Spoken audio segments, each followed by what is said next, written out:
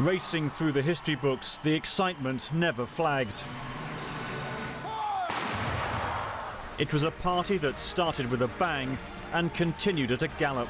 The patriotic pace never flagged, whether it was soldiers of the Royal Horse Artillery or opera singer Catherine Jenkins.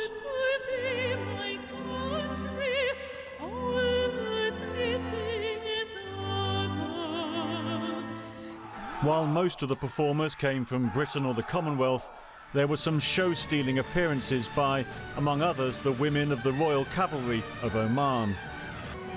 Then the Karabakh riders from Azerbaijan took the reins, or rather didn't. Some 900 horses and 1,500 humans took part. They cantered through scenes from the Queen's life and times, from the Second World War to the Highland Games. And there was plenty of music. Put your arms around me, tell me everything's okay. Singer Jess Glynn even had the Sergeant Major trotting along.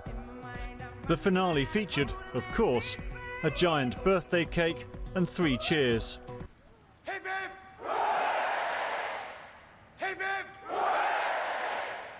Hip hip! Bill Hayton, BBC News.